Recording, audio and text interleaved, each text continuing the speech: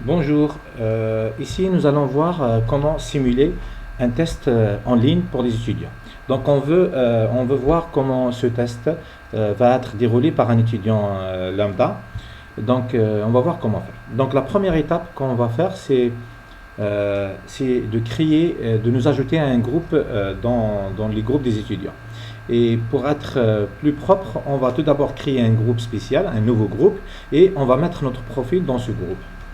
Donc, on va aller administration du cours, on va cliquer sur le volet utilisateur, puis groupe. On va créer un nouveau groupe, on descend un petit peu en bas, créer un groupe. Très bien. Et je vais nommer le groupe par exemple A00. Pardon, ça c'est A00. Très bien.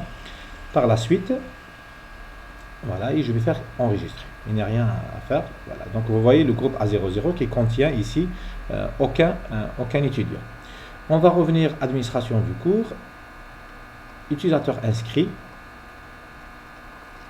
voilà, et je cherche mon profil. Donc vous pouvez taper votre nom ou bien votre prénom, ou bien tout simplement vous tapez teacher pour rôle et vous cliquez ici, vous sélectionnez ici rôle teacher.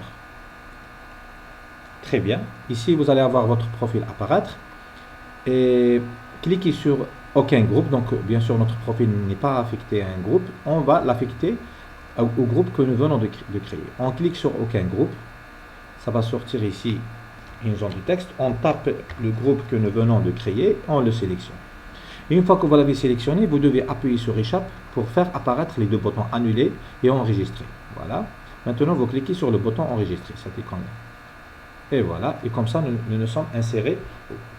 Pour vérifier, on va revenir à la section administration de cours, utilisateur, groupe, on clique sur groupe, on va voir A00, il possède un étudiant, c'est nous-mêmes. Très bien. Voilà, donc ici on a terminé avec la première étape. Donc pour cette étape-là, on va la faire une seule fois au début de l'année par exemple. C'est pas la peine de la refaire pour chaque test. Ça veut dire, si je veux tester un autre test, je ne vais pas refaire cette étape. Donc, elle reste valable pour tous les tests que je vais faire après. Maintenant, nous revenons à notre test. Donc, on va revenir à notre cours. Donc, ici, voilà notre cours ici. Très bien. Et je vais me mettre dans le test en ligne que j'ai créé pour les étudiants. Donc, ce test va démarrer le 17 juin et va terminer le 18 juin. Donc, qu'est-ce que je vais faire? Donc, tout d'abord, je reviens en haut de la page pour activer le mode édition. Très bien. Maintenant, je reviens à mon test. Donc, c'est en bas. La première chose que je vais faire, c'est je duplique le test. Je vais dupliquer le test. Donc, ça veut dire tout ce que j'ai paramétré pour ce test-là, ils seront les mêmes paramètres dans le nouveau test et aussi les mêmes questions, les mêmes structures de questions, les questions aléatoires, etc. Tout ça reste dans le nouveau test. Donc, je clique sur modifier et vous trouvez ici l'option dupliquer. Voilà, ça va prendre un peu de temps. Pourquoi? Puisqu'il va recouper toutes les questions, tous les paramètres dans le nouveau, test créé. On va entendre un petit peu.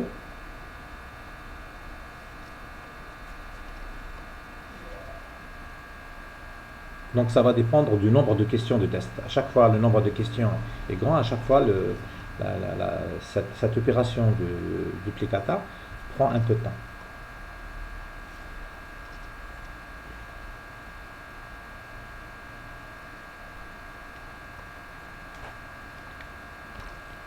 Voilà, le test il a été dupliqué. Vous trouvez le deuxième test en bas avec entre parenthèses copie, une copie.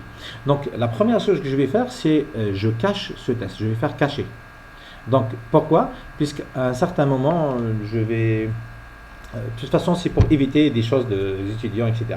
Puisqu'à un certain moment, je dois modifier les dates pour que je puisse accéder en tant qu'étudiant. Donc ces dates-là, je dois les modifier. En évitant tout problème, je vais le cacher tout d'abord. Moi, je préfère le cacher. Je pense c'est mieux. Une fois que je l'ai caché, je vais commencer à modifier les choses. Premièrement, je vais modifier le titre. Je vais faire test informatique de simulation. Je vais faire ici -6, simulation.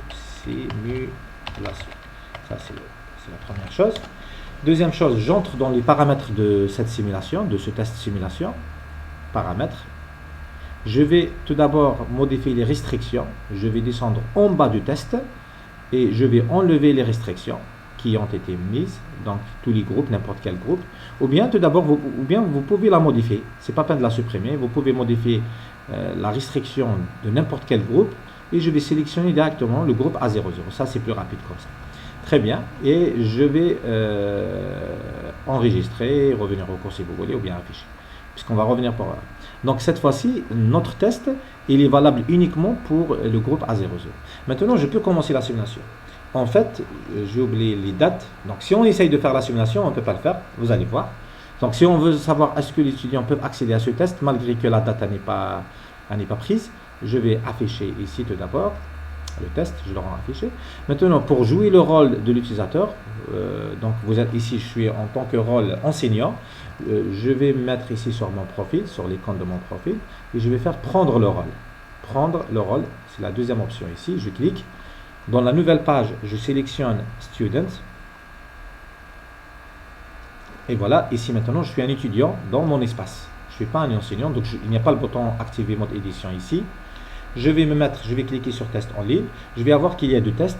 Le premier test, par exemple, le premier test de simulation, il va vous dire ici que le nombre de tentatives autorisées, ça sera ouvert, etc. Je reviens en arrière. La même chose dans le deuxième test. Ok, voilà. Donc, la même chose. Donc, le problème de date ici. Donc, qu'est-ce que je vais faire? Dans le deuxième test, je vais revenir à mon rôle. Donc, c'est la même chose. Vous revenez à votre profil. Deuxième option, retour à mon rôle normal. Très bien. Ici, je suis revenu au rôle. Je vais activer le mode édition. Je suis revenu au rôle test en ligne. Ici, voilà. Je vais éditer ce test paramétrage. Voilà. Ici, je vais changer les dates. Je vais faire à partir d'aujourd'hui. Donc, ici, je vais faire à partir d'hier, par exemple, le 15. Aujourd'hui, c'est le 16. Très bien, j'enregistre et je reviens encore. Très bien. Donc, je vais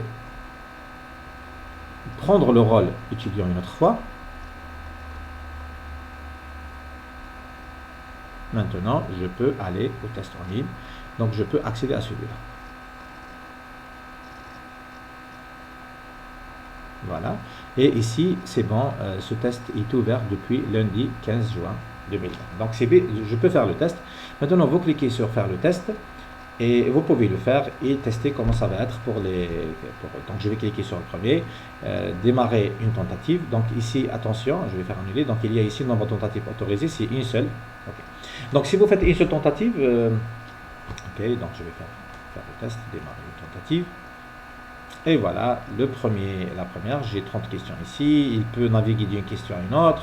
À la fin, lorsqu'il termine, il peut faire ici. Je pense qu'il faut aller à la fin, la dernière question. Et il peut faire terminer le test.